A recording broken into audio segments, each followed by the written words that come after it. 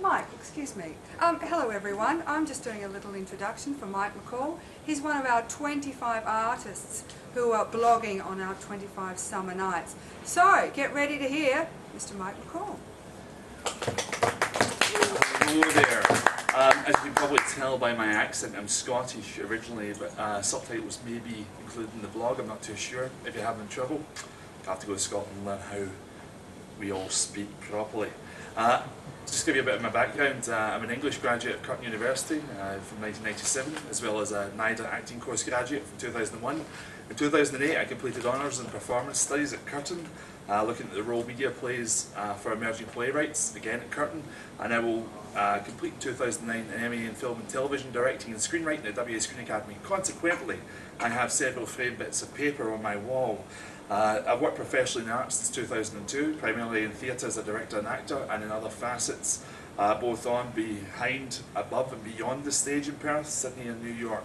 I also work variously as a drama educator for universities, schools, acting agencies and theatre companies both here and overseas. Scarily, when I first came to the Blue Room in 1995, the only thing I knew about the internet was that a friend of mine could get dodgy bootlegs off it, and we could talk to the other 5 people that were on the internet that we knew. So thank you to the Blue Room for having me. Over the years they've always been a constant in my development as an artist.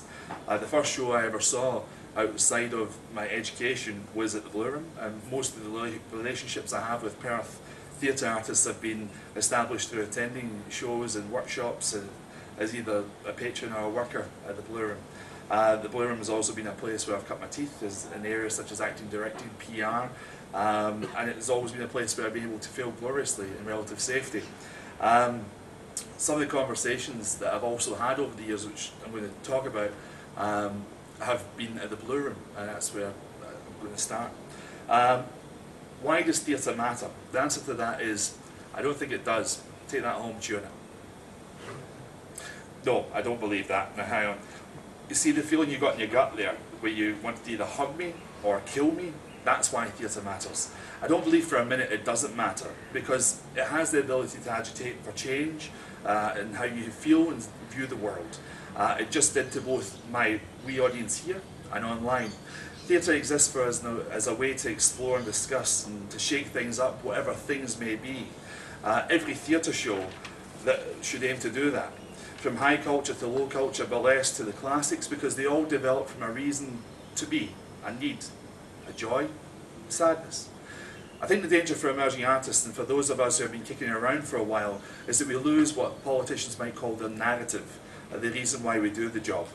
I know that the reason I went into the arts instead of someplace else was the sense that I wanted to help, to make people think about the world around them, to fight for the construct which I believe is just in the world, as the union motto says, to be the one of many who inform and entertain.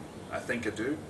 I strive to in all I do, and that matters to me, to those who come along to see my work, to the guy who stopped me in the gas station at 1 AM the other morning to tell me how much he enjoyed me as a fairy and pulled his wife and his kids out of the car to introduce them to me, to all of those who have an affinity with the event that we call theatre.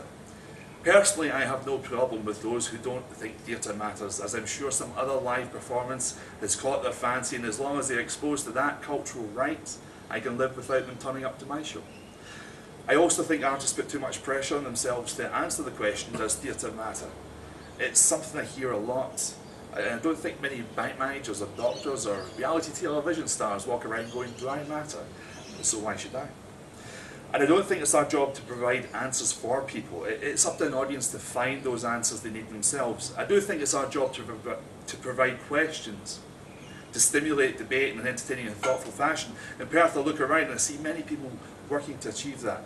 Sometimes they succeed, some other times don't quite get there, but in the trying, we can all find the personal fulfillment and satisfaction in our craft.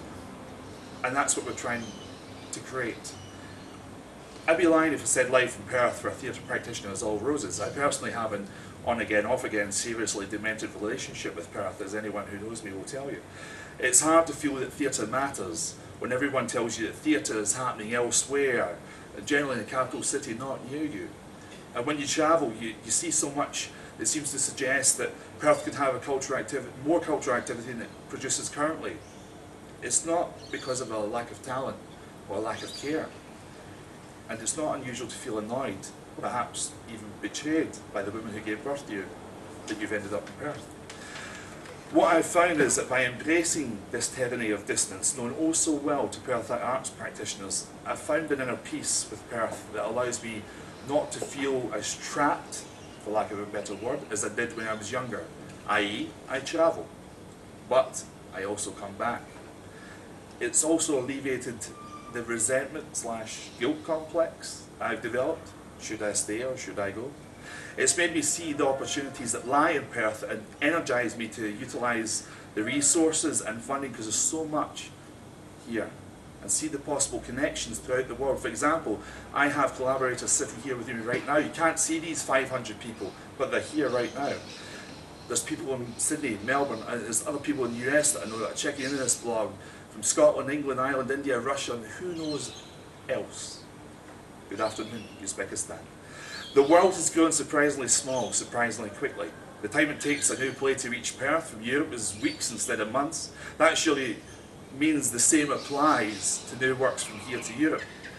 It also means that perhaps we have to think more globally about what we do locally, or at least acknowledge the fact that the opportunity is there to do so, and not deride those who seek to exploit that gateway. We don't like to see anybody leaving Perth, so we complain because we care. If I am to survive in Perth, judging by my CV, diversification seems to be the key. That's not to say that you can't just be an actor, a director, or a writer, but there are few and far between opportunities at hand that allow you to both perform and pay your electricity bill. So my experience says, don't be afraid to travel. Whether to London, New York, Leonora, or Broome, an audience is an audience is an audience. But come back, we love you. Have a look online as well. See where theatre companies are located, both locally and interstate, internationally even. Pop in, visit, see what's going on. In the last year I've popped into the Worcester Group in New York, Steppenwolf in Chicago, Belvoir Street in Sydney, and the Blue Room. There are loads of people wandering aimlessly looking to help you, especially if you can help them with the couch when they come to us. Don't be shy, get going. If one person doesn't help you, there are hundreds more. You're not sure what to say, have a coffee, work it out. All over the world, people are interested in what story you have to tell, how you want to participate in the arts. Make sure that you tell as many people as possible. You never know where you might end up. You don't know what doors are open to you. Ultimately, through these examples, what I hope is that you get from me and from the other blogs which I've been watching, which are just fantastic, the sense that each journey is an individual one. What matters to one person doesn't necessarily matter to another or have to matter, which highlights that theatre can and does matter, that people care, that people want to share their experience with you. Those of us that have done the hard yards already are willing to offer our assistance to you, but it's up to you to ask, so make sure you do. I'll leave you with a bit of wisdom that was offered to me and continue to run with by the late great director and producer Michael Carson. He always said to me, you have to run your own race. Simple, it's true. I believe that if you run your own race, don't look around at the people in other lanes, and proceed in life moment to moment, you will find a contentment and a happiness that will confirm for you that theatre does matter. Wherever you are, even in Perth. Now what could be easier than that? Thanks for tuning in. Thank you very much, Mike. Beautiful, thank you. I never know when she's turned